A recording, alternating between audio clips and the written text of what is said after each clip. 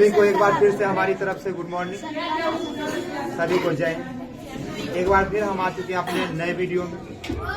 आज के वीडियो का हम लोग का जो चैप्टर का नाम है वह है खंड ख में खंड क का भारत संसाधन एवं। इस पूरे अध्याय में हम लोग संसाधन के अंदर में जितने भी खंड क के अंदर में भाग थे, मृदा संसाधन, जल संसाधन, खनिज संसाधन, ऊर्जा संसाधन, जल संसाधन, इन सारे चीज का जो ऑब्जेक्टिव हम लोग का बिहार बोर्ड के एग्जाम में आने वाला है उसके ऊपर हम लोग इस क्लास में चर्चा करेंगे। इस पूरे खंड क्या कोई प्रॉब्लम क्या?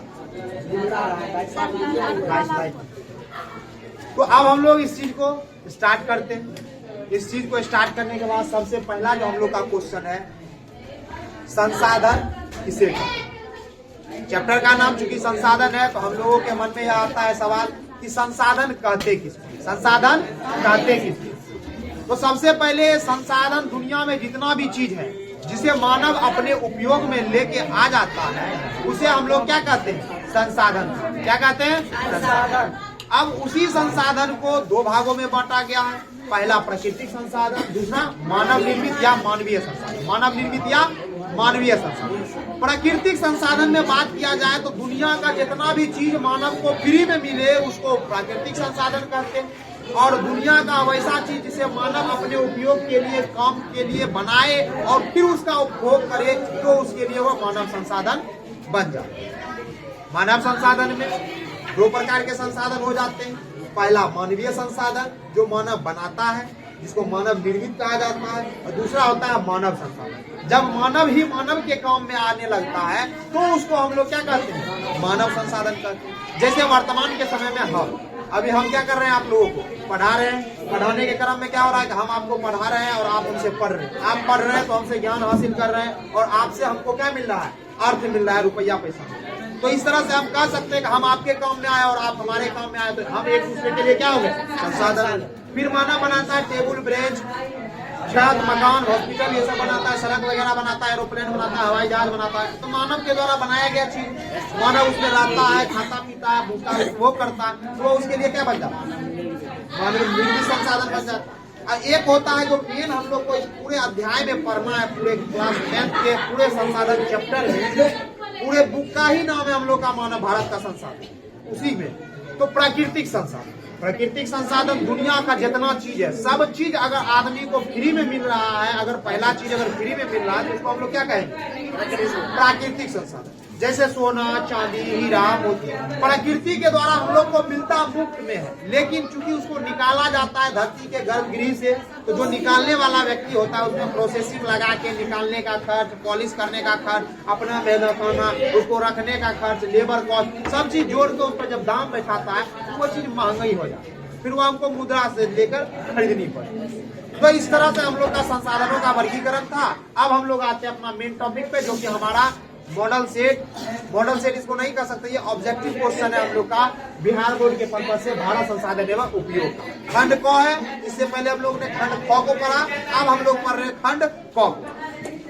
खंड क का पहला जो क्वेश्चन है, सोपानी कृषि किस राज्य में प्रचलित है। सोपानी का मतलब होता है सूप के तरह, और सूप जो होता है एक तरफ से रहता है पतला और चारों बगल से रहता है थोड़ा थोड़ा उभार का, यानी उठा हुआ।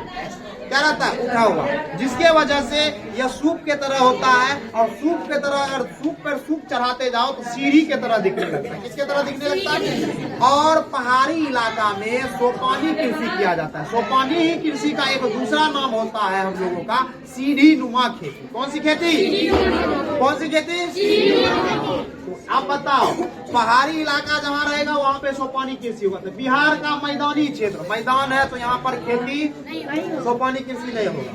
उसके बाद हरियाणा, ये भी मैदानी इलाका, यहाँ पर कृषि नहीं होगा। पंजाब है, ये भी मैदानी इलाका, यहाँ पे सोपानी कृषि नहीं होगा। उत्तराखंड, उत्तराखंड में पहाड़ पड़ता है। क्या पड़ता है, उत्तराखंड पहाड़ी इलाका है। हिमाचल प्रदेश पहाड़ी इलाका है। जम्मू कश्मीर पहाड़ी इलाका है। पूर्वोत्तर का भारत में असम, अरुणाचल प्रदेश, मिजोरम, मणिपुर, नागालैंड, ये सब क्या हम लोग का, ये सब पहाड़ी इलाका है। यहाँ पर वो कृषि हो चुका। तो इसमें फिलहाल उत्तराखंड देखने को मिल रहा है। तो उत्तराखंड क्या होगा इसका राइट आंसर। तो पानी कृषि किस राज्य में होती है? गुजरात। अब नेक्स्ट क्वेश्चन में कहता है सीमेंट उद्योग का सबसे प्रमुख कच्चा माल क्या है? कच्चा माल का मतलब होता है रॉ मटेरियल, इंग्लिश में कहते हैं, मतलब वैसा चीज जो उस उद्योग का सबसे मतलब सबसे बेसिक जरूरत है, मूलभूत जरूरत है। अगर यह नहीं रहेगा तो वह उद्योग नहीं चलेगा। तो वह उसमें लगता है चूना पत्थर। सीमेंट बनाने में सबसे प्रमुख कच्चा माल है चूना पत्थर। हम लोग भी घर में देखते हैं जो पुराना घास फूस का घर होता है उसमें पेंट करते हैं चूना का। चूना जब लगता है तो समय के साथ साथ वह धीरे धीरे कठोर होते जाता है, मजबूत होते जाता है, और उसी का उपयोग करके एक पहाड़ बना हुआ है जिसको चूना पत्थर का पहाड़ होता है। बिहार में भी 2-4 जगह है, जैसे बांका में है, सासाराम में है, वहाँ पे पहाड़ी हम लोग को देखने को मिलता है जिस पहाड़ी में चूना का अवशेष उसमें ज्यादा प्राप्त होता है, और उसी चूना पत्थर के अवशेषों से सीमेंट उद्योग का काम चलता है। इसका राइट आंसर हो जाएगा हम लोग का चूना पत्थर। भारत का कौन सबसे बड़ा लौह उत्पादक राज्य है? लौह के उत्पादन में भारत का जो सबसे नंबर 1 राज्य है वो है कर्नाटक। कौन है? कर्नाटक। कर्नाटक के बाद दूसरा नंबर पे हम लोगों का आता है छत्तीसगढ़। कौन है? समझ में आ गया? लगभग 28-29% हम लोग अकेले कर्नाटक कर देता है। समझ में आ गया? इसके बाद हम लोग का नेक्स्ट क्वेश्चन है कि किस उद्योग खनिज को उद्योगों की जननी माना गया है? लोहा को। आधुनिक युग में इतना न ज्यादा औद्योगिकीकरण हुआ कि उद्योग में सबसे प्रमुख कच्चा माल के रूप में हमको लोहा का इस्तेमाल होता है। घर बनाते हैं लोहा से बनेगा, ऑफिस बनाएंगे लोहा का बनेगा, बड़का बड़का मशीन बनाएगा लोहा का बनेगा, एरोप्लेन, हवाई जहाज, सब में लोहा का उपयोग। अगर लोहा ना हो तो मजबूती नहीं आएगी, मजबूती नहीं आएगी तो उद्योग धंधा ज्यादा दिन तक सर्वाइव यानी जिंदा नहीं रह पाए। इसलिए आधुनिक युग को अभी उद्योगों की जगह जननी जो है वो लोहा को माना गया। किसको माना गया है? लोहा। इसका नेक्स्ट क्वेश्चन पे आते हैं हम लोग। इनमें कौन अधात्विक खनिज का उदाहरण है? अधात्विक देखो खनिज भी 2 प्रकार के होते हैं। पहला धात्विक जिसमें धातु का गुण हो, दूसरा होता है अधात्विक जिसमें धातु का गुण नहीं हो। धातु का गुण क्या होता है? वो आघातवर्य होता है, तन्य होता है, उसमें मारने तनी बने उसको जितना ज्यादा तानो वो टूटेगा जल्दी नहीं टूटेगा। इसका मतलब ये टूट जाएगा, जल्दी नहीं टूटे। उसको नमारते जाओ नमरल जाएगा, लेकिन टूटेगा जल्दी नहीं। टूटता है वो भी लेकिन जल्दी नहीं टूटेगा। समझ में आ गया? और दूसरा होता है अधातु। वो धातु में क्या रहता है? अपना चमक नहीं रहता, लेकिन प्रकाश पड़ने के बाद वो लाइट का रिफ्लेक्शन करता है जिसके वो चमकीला दिखता है। क्या दिखता है? चमकीला दिखता है। इसके बाद उसमें क्या होता है? क्षणभंगुर होता है। और धातु क्या होते हैं? क्षणभंगुर का मतलब होता है एक बार पटक दो तो फुट फाट के बराबर हो जाएगा। जैसे हम लोग क्या करते हैं, मिट्टी का ढेला, मिट्टी गर्मी के सीजन में पूरा हो जाता है, सूख जाता है, उसको एक बार पटक दो तो फट जाता है। बिल्कुल उसी तरह का होता है हम लोग का क्या? अधातु। कौन होता है? अधातु। तो अधातु जो होता है, अब इसमें कह रहा है कि निम्नलिखित में कौन अधातु का उदाहरण? अब सबसे पहले सोना को नमारो, नमरता है, टूट जाता है, नमरते जाता है। प्योर सोना की बात किया जाए तो नमरते जाता है, जल्दी टूटता नहीं। समझा गया? चांदी, इसका भी वही हाल, इसको नमारो नमरते जाएगा, टूटेगा जल्दी नहीं। टीना का हम लोग बचपन में क्या करते थे? टीना के बर्तन में हम लोग चाय पीते थे, होता था कि नहीं होता? कंटर उंटर किससे होता है? टीना का होता है। कंटर जो होता है शक्कर वगैरह का जिस टेन में आता है, तेल वगैरह जिस केन में आता है, वो सब किसका होता है? टीन का होता है। किसका होता है? टीन का। और टीन का होने की वजह से अघातवर्य होता है, पत्ता पत्थर की तरह नमर जाएगा, जल्दी टूटेगा ये भी नहीं। इसके पास ऐसे भी चमक नहीं रहता, चमकीला ही नहीं होता। चमकीला होता कौन है? अभ्रा। कौन होता है? अभ्रा। यानी इसका राइट आंसर हो जाएगा हम लोग का अभ्रा। क्या हो जाएगा? कहता भारत में लगभग कितने प्रकार के खनिज पाए जाते हैं? भारत में लगभग कितने प्रकार के खनिज पाए जाते हैं? भारत में 100 खनिज पाया जाता है, और खनिजों पर खोज चल रहा है तो इसकी संख्या बढ़ भी सकती है। फिलहाल अभी तुम्हारे बुक में 100 प्रकार के खनिजों के बारे में उपलब्ध क्या है? डाटा है। इसलिए हम लोग का इसका राइट आंसर क्या हो जाएगा? 100। कितना हो जाएगा? फिर कहता चरक का संबंध किस देश से था? चरक जो थे भारत के मशहूर चिकित्सा शास्त्री थे, शल्य शास्त्री थे। वर्तमान समय में इसको अगर कहा जाए तो डॉक्टर। क्या कहा जाए? डॉक्टर। पहले के समय में इसको कहा जाता था वैद्य। क्या कहा जाता? वैद्य। और अभी के समय में इसको हम लोग क्या नाम देते हैं? डॉक्टर। तो पुराने समय का विश्व का सबसे प्रसिद्ध जो था वो हम लोगों का था चरक। कौन थे? चरक। चरक का संबंध जो था वो भारत से था, और भारत में भी वो क्या काम करते थे? वह काम करते थे किस चीज का? क्या लोगों को इलाज करने का काम करते थे, डॉक्टर का काम करते थे, चिकित्सा का काम करते थे, ऑपरेशन वगैरह करते थे। समझ में आ गया? नेक्स्ट क्वेश्चन आते हैं, भारत में प्रथम तेल शोधक कारखाना कहाँ स्थित है? बात किया जाए भारत में तेल शोधक कारखाने की, तो सबसे पहले अंग्रेजों के द्वारा असम के डिगबोई में तेल को खोजने का काम चालू हुआ। और जब खोजने का काम चालू हुआ तो वहाँ पर तेल मिला, तो अब अंग्रेजों ने सोचा कि इसको उठा के दूसरे जगह ले जाएंगे, फिर फैक्ट्री बनाएंगे, फिर उसका तेल को निकालेंगे, फिर उससे अलग अलग प्रकार में बांटेंगे, फिर जाके उसको फिर वापस उस जगह लेके जाएंगे। इसमें बहुत ज्यादा झमेला लगे। इसी से बचने के लिए अंग्रेजों ने भारत में प्रथम तेल शोधक कारखाना असम के डिगबोई में ही खोल दिया। यानी तेल खोजा गया कहाँ? डिगबोई में, और उसका कारखाना कहाँ लगा? डिगबोई में। मतलब दोनों काम, खोजा भी गया डिगबोई में, तेल शोधक कारखाना भी लगा डिगबोई में। उसी तरह हमारे भारत के बिहार राज्य में भी तेल शोधक कारखाना जिसका नाम है बरौनी रिफाइनरी, है कि नहीं? बरौनी रिफाइनरी है कि नहीं? अपने बगले जिला में है। इसके बाद हम लोग नेक्स्ट क्वेश्चन में आते हैं। नेक्स्ट क्वेश्चन जो हम लोग का है, मैग्नीज उत्पादन में भारत का विश्व में कौन सा स्थान है? मैग्नीज जो होता है वह बनता है स्टील बनाने के काम में आता है। क्या चीज बनाने में काम आता है? स्टील। मैग्नीज किस चीज के बनाने में काम आता है? स्टील। और स्टील अभी के समय में बहुत ज्यादा वर्किंग में आ रहा है। लोहा में क्या लग जाता है? जंग लग जाता है, लेकिन स्टील में जल्दी जंग लगता नहीं। आजकल का बर्तन भी किसका आने लगा? स्टील का। आजकल का सब सामान किसका आने लगा? स्टील का। लेकिन पहले के समय में अगर आप लोग जाइएगा तो पहले के समय में होता था क्या, बर्तन भी बनता था, लोहिया भी बनता था, तो ऊपर में रहता था कॉटेज हल्का सा कोई अलग कलर का अंदर में, लेकिन पीछे में लोहिया जो होता था वो हम लोग का आता था स्टील का। बर्तन जो होता था सब धातु का होता था, लोहा का होता था। किसका होता था? लोहा का। पहले का सब लोहिया जो होता था किसका होता था? लोहा का। छलनी लोहा का। अभी के समय में बदल गया। पहले के समय में सब क्या था? लोहा का नहीं तो लकड़ी का, लोहा का नहीं तो लकड़ी का। आजकल के समय में अगर गांव का लोग अगर लकड़ी का रखे तो उसको कहा जाता है मूल खा। लेकिन अभी के समय में बड़का बड़का जो आदमी रहता है वो लकड़ी का ही सब सामान का उपयोग करता है खाना वाना बनाने। क्यों? लकड़ी सबसे शुद्ध भोजन है। समझ आ गया? मैग्नीज उत्पादन हम लोग का नंबर हो गया तीसरा। क्या हो गया? तीसरा। मरुस्थलीय मृदा का विस्तार निम्नलिखित में से कहा? मरुस्थल माने वैसा स्थल जहाँ पे जमीन जिसका मर गया। मर गया का मतलब जिंदा नहीं था। मर गया का मतलब होता है उसमें उर्वरा शक्ति खत्म हो। उर्वरा शक्ति खत्म हो, वहाँ पर उर्वरा यानी कोई भी पेड़ पौधों को उगाने की जो क्षमता है वह जीरो हो गई। क्या हो गई है? जीरो हो गई है। समझ आ गया? इसके बाद जाके हम लोग का नेक्स्ट क्वेश्चन है कि मरुस्थलीय मृदा में कौन सा पड़ता है? इसके क्षेत्र में हम लोग का राजस्थान। मरुस्थल भारत में 2-3 जगह पे आता है। सबसे पहला हम लोग का आता है राजस्थान में, दूसरा हम लोगों का आता है गुजरात का कच्छ क्षेत्र, उसके बाद रण क्षेत्र, कच्छ का रण। समझ में आ गया? भुज, ये सब जो तीनों इलाका हम लोग का बंजर इलाका पड़ता है और रेगिस्तानी इलाका पड़ता है। इसलिए इसमें कौन सी मृदा पाई जाती है? मरुस्थलीय मृदा। उसके बाद इनमें से किस बंदरगाह से लोहे का निर्यात किया जाता है? देखो, लोहा का सबसे ज्यादा उत्पादन करने वाला जगह है कर्नाटक। कौन है? कर्नाटक। कर्नाटक से मुंबई भी नजदीक है, कर्नाटक से विशाखापत्तनम भी नजदीक है। लेकिन विशाखापत्तनम जाने का रास्ता जो है वह NH4 से होके जाता है और आसानी से पहुंच जाता है। मुंबई वाला जो रूट पड़ता है NH3 वो थोड़ा लंबा रूट नहीं पड़ता वो भी आसान है, लेकिन उसमें बहुत ज्यादा क्या रहता है? ट्रैफिक रहता है, जिसके कारण से उधर लोग नहीं जाता। तो भारत में सबसे ज्यादा लोहे का जो निर्यात होता है, निर्यात होने के लिए विशाखापत्तनम को चुना गया। अब मुंबई को इसीलिए भी नहीं चुना जाता है क्योंकि मुंबई में जो है अदर सामान इतना ज्यादा उतरता है कि पोर्ट खाली नहीं रहता है। लोहा का सामान होता कम है, भारी ज्यादा रहता है, उसको जगह चाहिए लंबा तक। समझ आ गया? तो इसका राइट आंसर हो जाएगा हम लोग का विशाखापत्तनम। और विशाखापत्तनम जो है अभी के समय में वर्ष 2020 या 21 या 22 में, सॉरी 22 या 23 में क्या बन चुका है? सॉरी 23 में बना है। 23 में क्या बन चुका है? आंध्र प्रदेश की राजधानी बन चुकी है। आंध्र प्रदेश की वर्तमान में राजधानी कौन है? विशाखापत्तनम। इससे पहले अमरावती को बनाने के लिए प्रस्तावित था कि भाई आंध्र प्रदेश की राजधानी अब से अमरावती होगी, लेकिन अब अमरावती नहीं रही, क्या बन गई है? विशाखापत्तनम। फिर कहता है काली मृदा का दूसरा नाम क्या है? काली मृदा, जहाँ पर भी लौह अयस्क पाया जाता है, यानी लोहा का गुण वाला मिट्टी पाया जाता है, अगर उसमें ज्यादा वर्षा पड़ जाए तो उससे हम लोग का क्या हो जाता है?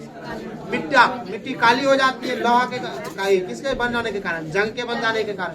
अगर लोहा पे हल्का पानी पड़ा तो भूरा दिखने लगता है, जिसके कारण कौन सी मिट्टी बन जाती है? वो भूरा दिखता है तो लाल या पीली मिट्टी, काला बन जाता है तो काली मिट्टी। यानी वैसी मिट्टी जिसमें लोहा का अंश रहे तथा वर्षा क्या हो, ज्यादा हो, तो उससे कौन सी मिट्टी का निर्माण होता है, काली मिट्टी का। वैसी मिट्टी जिसमें लोहा का अंश ज्यादा हो लेकिन वर्षा कम पड़े, वहाँ की मिट्टी कैसे, लाल या पीली, लाल या पीली मिट्टी। समझा गया? इसमें कहता है काली मिट्टी का दूसरा नाम क्या है, रेगुल मिट्टी। कौन सी मिट्टी, रेगुल मिट्टी के अलावा काली मिट्टी को जो कहा जाता है उसका नाम है कपासी मृदा। कौन सा मृदा, काली कपासी मृदा, काली कपासी मृदा। उसके बाद नेक्स्ट क्वेश्चन पे आते हैं। नेक्स्ट क्वेश्चन जो हम लोगों का हुआ है, प्राकृतिक संसाधनों के संरक्षण हेतु वर्ष 1968 ईस्वी में कौन सा कन्वेंशन हुआ? इसमें जो हुआ अफ्रीकी कन्वेंशन। कौन सा कन्वेंशन, वेटलैंड कन्वेंशन जो है वह जानवरों के सुरक्षा को लेकर बनाया गया कन्वेंशन। समझा गया? तो बनाया गया है अफ्रीकी कन्वेंशन प्राकृतिक संसाधनों के संरक्षण के लिए। समझ में आ गया? फिर उसके बाद कहता है प्लास्टर ऑफ पेरिस किससे बनाया जाता है, जिप्सम से बनाया जाता है। किससे बनाया जाता है, जिप्सम से। देखो दुनिया का जो भी चीज है उसके ऊपर खोज चलता है, उसी तरह सीमेंट के तर्ज पर सीमेंट का उपयोग, बालू का उपयोग कम करना पड़े, उसी को हम लोग क्या कहते हैं, उसी के रूप में हम लोगों ने जिप्सम को लाया। और जिप्सम में जब पानी मिला दिया जाता है तो वो कठोर बन जाता है। क्या बन जाता है, कठोर बन जाता है, कठोर बन जाता है। क्या बन जाता है, कठोर। और कठोर हो जाने के बाद ये हमारे काम में आता है। आजकल के समय में दुकानों में देखता होगा सीलिंग लगा हुआ, लोग को लगता हुआ सीमेंट का है, सीमेंट का नहीं रहता, वो पीओपी का रहता जिप्सम का है। जैसे उसमें पानी मिलाते वो प्लास्टर ऑफ पेरिस बन जाता है। क्या बन जाता है, POP, plaster of Paris. Next question में आते हैं। नेक्स्ट क्वेश्चन कहता है निम्नलिखित में किस खनिज का सबसे बड़ा उत्पादक राज्य उड़ीसा? भारत में जितना भी खनिज पाया जाता है सारा का सारा कहाँ पाया जाता है, उड़ीसा में पाया जाता है। और उड़ीसा में पाए जाने में सबसे ज्यादा जो खनिज है पूरे भारत में अगर कोई चीज होता है तो मैग्नीज उत्पादन। कौन सा उत्पादन, मैग्नीज। मैग्नीज उत्पादन में उड़ीसा सबसे नंबर 1 पे आता है। बॉक्साइट उत्पादन में नंबर 1 पे आता है। दो खनिज में हम लोग का उड़ीसा दोनों एक ही नंबर पे। उसका कहता है भारत में तांबे का जो कुल भंडार वो कितना है, 125 करोड़ टन है। 125 करोड़ टन तांबा भारत में 2-3 जगह पे मिलता है, मात्र एक वो मिलता है झारखंड में, दूसरा मिलता है राजस्थान। मात्र यही 2 इलाका है जहाँ पे हम लोग के भारत में तांबा मिलता है। और तांबा का जो कुल भंडार है हम लोग के भारत में वह 125 करोड़ टन है। इससे ज्यादा हम लोग के पास क्षमता रखने की नहीं है। उसके बाद बात किया जाए एल्यूमिनियम बनाने के लिए किस खनिज की आवश्यकता पड़ती है, तो एल्यूमिनियम बनाने के लिए बॉक्साइट नामक खनिज की आवश्यकता पड़ती है। और बॉक्साइट का शुद्धिकरण करने के बाद हम लोग क्या बना देते हैं, एल्यूमिनियम। और एल्यूमिनियम का उपयोग हम लोग घर में बर्तन में बनाने में करते हैं, बर्तन के अलावा रंग पेंट बनाने में करते हैं। इन सारे कामों में हम लोग एल्यूमिनियम का उपयोग करते हैं। एल्यूमिनियम का जो उपयोग है और भी किस चीज में करते हैं, और करते हैं भाई तार वगैरह बनाने में। किसमें, तार जो घर का जो बिजली का तार होता होगा, देखना पोल पर से जब आता है तो एल्यूमिनियम के तार में आता है। किसमें आता है, एल्यूमिनियम के तार में। नेक्स्ट क्वेश्चन में हम लोग आगे बढ़ते हैं। आगे हम लोग का इनमें से कौन लौह युक्त खनिज का उदाहरण है? लौह युक्त यानी वैसा खनिज जो कि लौह का मात्रा उसमें ज्यादा है। लोहा जो होता है वो मजबूत होता है, कठोर होता है। मजबूत होता है, क्या होता है, कठोर होता है। बाद में की जो अदर खनिज है वो होता तो कठोर है लेकिन क्या रहता है, नरम रहता है। जैसे तुम लोग का मैग्नीज, अबरक, बॉक्साइट, चूना पत्थर। अबरक, बॉक्साइट, चूना पत्थर ये तीनों का तीनों क्या है, और धातु है, तो इसका तो गिनती नहीं होगा। लौह युक्त क्या हो जाएगा, मैग्नीज। क्या हो जाएगा?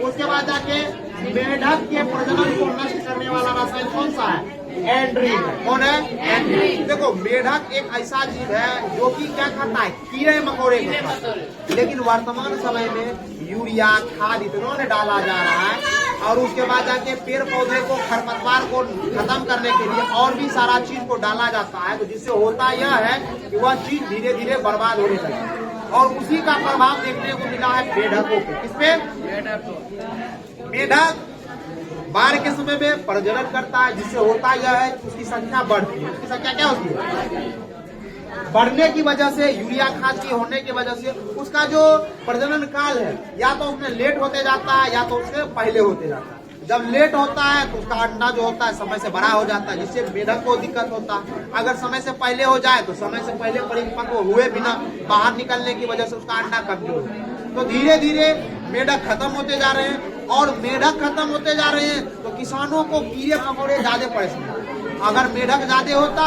तो क्या होता, मेढक क्या करता, कीड़ा मकोड़ा को खा लेता, कीड़ा मकोड़ा को खा लेता तो क्या होता, खेती अच्छी होती, खेती को नुकसान कम पहुंचता। यूरिया खाद के अलावा खरपतवार नाशक डालने की जरूरत नहीं पड़ती। लेकिन जैसे जैसे हम प्रकृति के साथ खिलवाड़ करते जा रहे हैं, वैसे वैसे हम लोग के साथ भी खिलवाड़ होते जा रहे हैं। समझ में आ गया। नेक्स्ट क्वेश्चन में आते हैं, समुद्री क्षेत्र में राजनीतिक सीमा के कितने किलोमीटर तक का संपदा राष्ट्रीय संपदा के अंदर में निहित होता है। बात किया जाए कि कितना संपदा निहित होगा, तो भारत के नक्शा में हम लोग इसको चीज को समझते हैं कि भारत के नक्शा में अगर बात किया जाए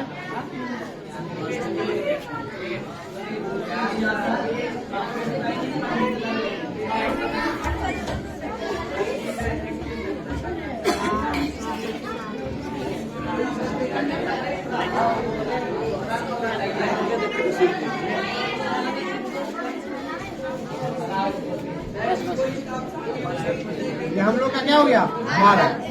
तो थोड़ा आगे पीछे उल्टा नीचा हो गया, कोई दिक्कत की बात नहीं है। अब इसमें हम लोग समझते हैं कि इसमें जो राष्ट्रीय संपदा, कोई भी देश रहे उसके समुद्री सीमा से 19.2 किलोमीटर के अंदर में जो भी मिलेगा भारत का क्या होगा, अपना चीज क्या होगा, अपना। इसके अंदर कुछ मिले वो भारत का हो जाएगा, क्या हो जाएगा, भारत। लेकिन 19.2 किलोमीटर के बाद और 200 किलोमीटर तक का जो एरिया होता है, वह एरिया जो है वह भारत का क्या है, इतना वो एरिया में कुछ भी कर सकता है। यहाँ पर मछली पकड़ सकता है, तेल अगर मिलता है तो तेल का उत्पादन करके अपने अंदर में ले सकता है। उसके बाद इससे अगर होके गुजरता है तो थोड़ा मोड़ा टैक्स भी ले सकता है। लेकिन इसके अंदर में अगर आते हो तो तुम्हारे ऊपर हमला भी हो सकता है। क्या हो सकता है, राजनीतिक सीमा के अंदर में आओगे तो हमला कर देंगे। 200 किलोमीटर तक में आते हो तो हमको कोई दिक्कत नहीं है। मान कर चलो कोई भी देश का नौसेना यहाँ से होके गुजर गया बम लेके, तो भारत सरकार कहेगी आप हमारे क्षेत्र में बिना पूछे आए हैं, बिना पूछे आए तो आपको इतना फाइन लगेगा। लेकिन अगर तुम इस सीमा को जैसे ही पार करोगे तो भारत सरकार तुम्हारे ऊपर बमों फेंक के तुमको मार सकती है। कोई भी देश तुमको बोलने नहीं आएगा। समझा गया।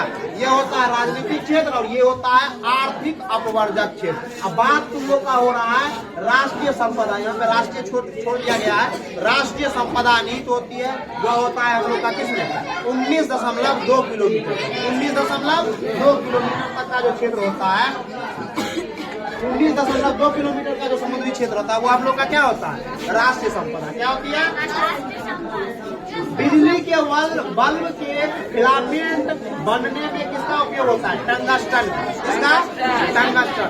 टंगस्टन होता पतला दुबला है, लेकिन ऊर्जा को अपने अंदर बहुत ज्यादा जमा के रखता है। ऊर्जा को अपने अंदर बहुत ज्यादा जमा के रखता है।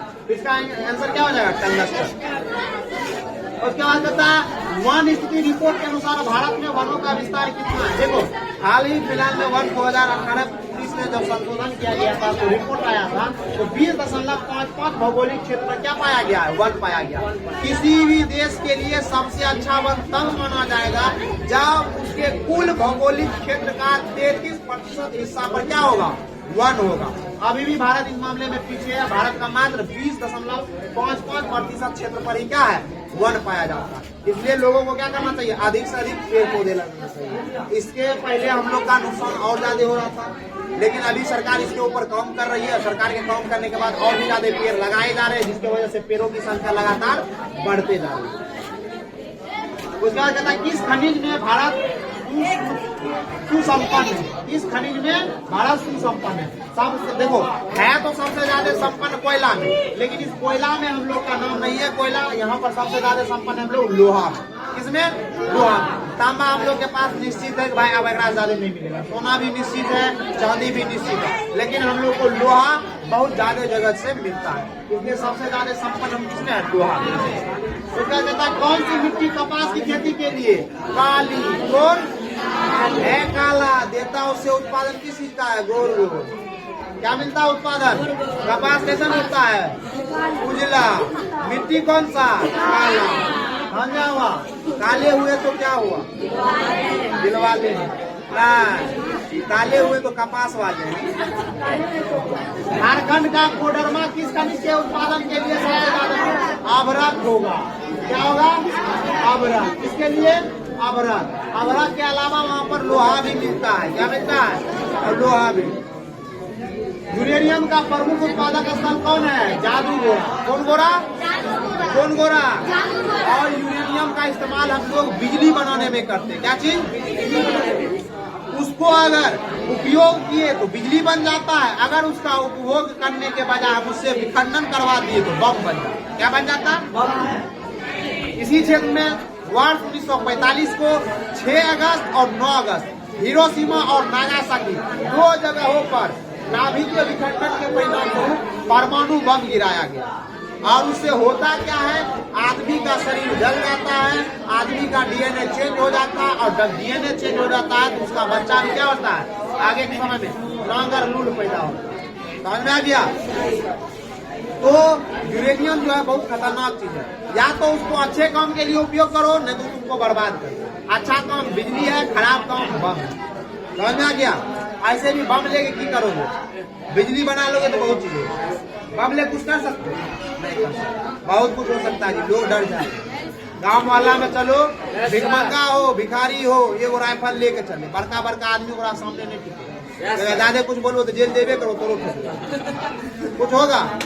आदमी डरेगा उससे, डरेगा कि नहीं डरेगा?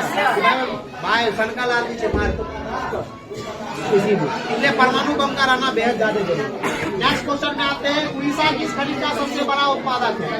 मैग्नीज का है। किसका है? मैग्नीज का। संविधान की धारा 21 का संबंध किससे है? तो वन्य जीवों तथा प्राकृतिक संसाधनों के संरक्षण से। धारा 21 का जो संबंध है वो किससे है?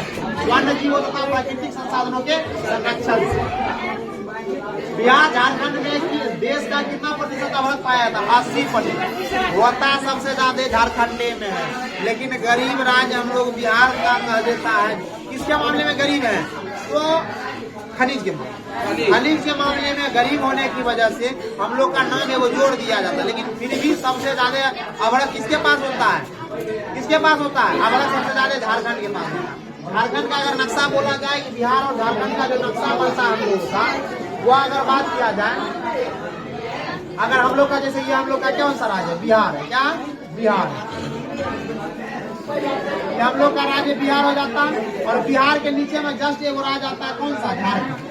कौन आ जाता है? झारखंड। ये वाला जो इलाका हम लोग को देखने को मिलता है, इसी इलाका में पाया जाता है कौन सा चीज? अभ्रक। क्या पाया जाता है? तो भारत में बिहार और झारखंड के सीमा के बीच वाला जो इलाका होता है, यही हम लोग का जो क्षेत्र होता है, वो अभ्रक उत्पादन में सबसे आगे आता है। अभ्रक उत्पादन में सबसे ज्यादा आगे आता है। समझ में आ गया? 80% उत्पादन ये अकेले करें। अभ्रक का इस्तेमाल दवाई वगैरह बनाने में, चार्जर उर्जा का दिखता हुआ तार पत्ता पन्नी चिमकी बिजली सब के बनाने में।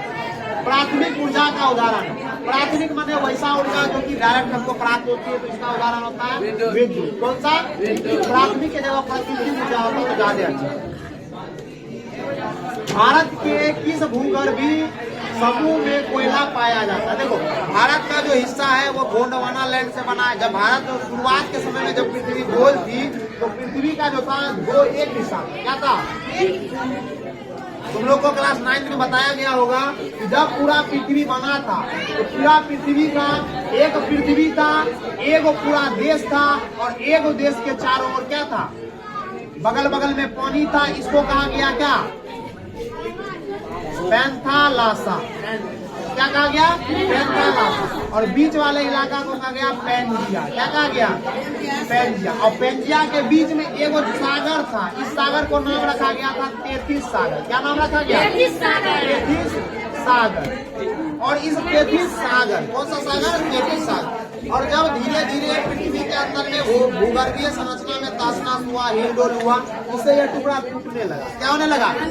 और टूटने के बाद यही पेंजिया टूटकर 2 भागों में बट गया। इस भाग को कहा गया है गोंडवाना लैंड। क्या कहा गया? गोंडवाना लैंड। इसके बाद ऊपर वाला को इलाका कहा गया अंगारा लैंड। कौन सा? अंगारा लैंड। अंगारा लैंड जो है वह क्या हो गया? ऊपर वाला क्षेत्र चला गया ऊपर, नीचे वाला टूट के नीचे चला गया। और इसी गोंडवाना लैंड के एक हिस्सा से टूटकर हमारे भारत में आने के बाद यह मिल गया और एक नए देश का निर्माण किया, जिसका नाम वर्तमान समय हम लोग भारत है। क्या कहते हैं? तो इस तरह से अगर कहा जाए कि भारत में कौन से भूगर्भीय समूह का कोयला पाया जाता है, जिसका राइट नंबर होगा गोंडवाना। क्या होगा? कौन सा लैंड का? गोंडवाना लैंड। कौन लैंड? उसके बाद कहता है निम्न में कौन सी मिट्टी सर्वाधिक उपजाऊ है? सबसे ज्यादा उपजाऊ होती है जलोढ़ मिट्टी। कौन सी मिट्टी? जलोढ़ मिट्टी। हमारे बिहार में भी कौन सी मिट्टी पाई जाती है? गोवा के संगम में कौन सा खनिज पाया जाता है? गोवा के संगम में लोहा पाया जाता है। क्या पाया जाता है? कौन है? भारत के किस राज्य में सौर ऊर्जा के विकास की सर्वाधिक संभावना है? राजस्थान।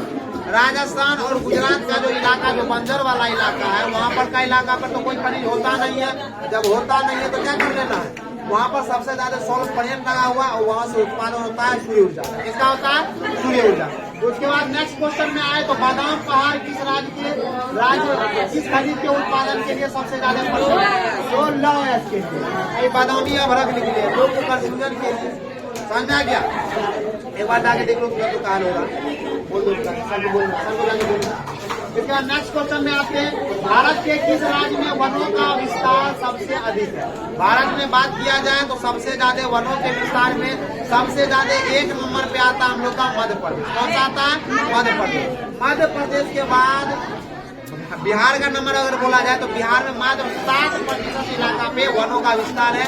एक नंबर पे हम लोग का राज्यों में आता है मध्य प्रदेश, केंद्र शासित में आता है और अंडमान और निकोबार। अंडमान और निकोबार। उसके बाद नेक्स्ट क्वेश्चन में आते हैं, ऊर्जा का गैर पारंपरिक स्रोत है।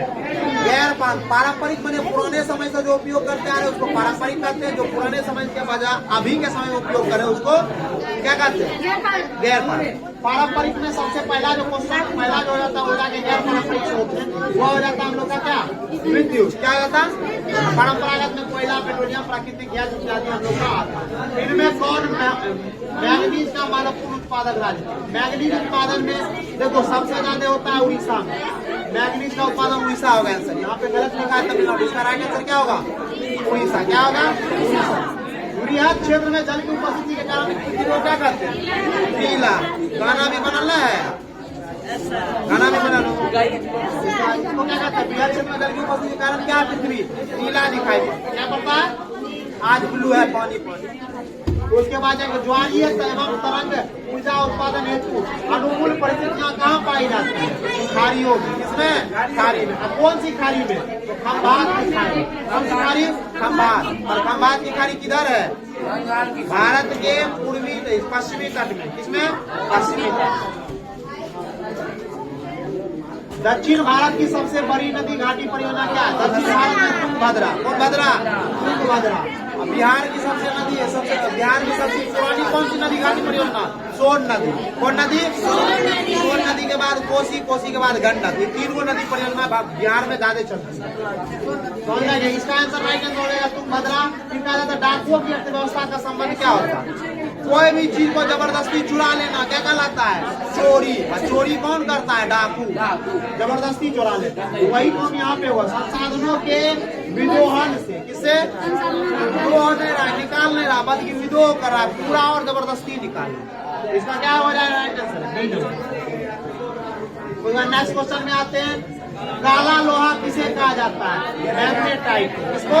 मैग्नेटाइट। कौन सा? मैग्नेटाइट, हेमाटाइट, लिग्नाइट, सब क्या है? लोहा इसका प्रकार है।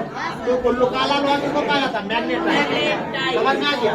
विश्व पर्यावरण दिवस कब मनाया जाता है? 5 जून। कौन सा जून? निम्नलिखित में किस खनिज का भारत में निर्यात नहीं होता? गंधक को भाषा अगर बोला जाए तो इसको सल्फर कहा जाता है। क्या कहा जाता है? सल्फर को पीला सोना भी कहा जाता है। कौन सोना?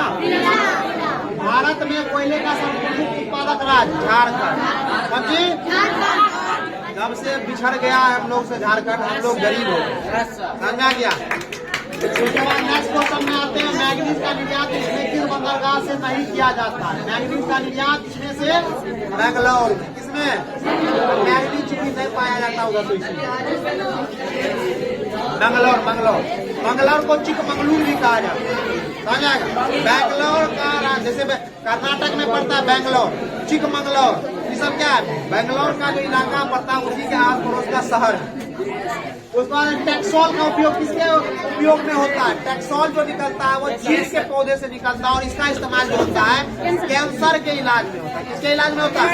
कैंसर के।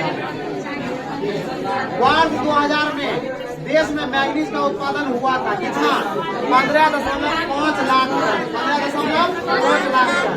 उसके बाद बात बोला जाए तो सर्वोत्तम कोयले का प्रकार कौन सा है? एंथ्रासाइट, बिटुमिनस, पीट और लिग्नाइट। ये 4 वो है कोयला का प्रकार। कोयला के प्रकार में हम लोग का सबसे अच्छा कोयला होता है कौन? एंथ्रासाइट। इसमें 90% से ज्यादा मात्रा में कार्बन की उपस्थिति होती है, यानी ये जलता ज्यादा अच्छा है, दुनिया कम।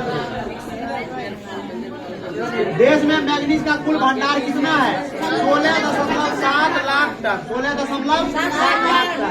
विश्व में कितने प्रतिशत जनसंख्या भारत में विकास हुआ है? 16.5 से 17%। इसमें यहाँ पर आंसर हो जाएगा 16%। 16.5 नहीं दिया है, 16.5 का मतलब क्या हो जाएगा? 16।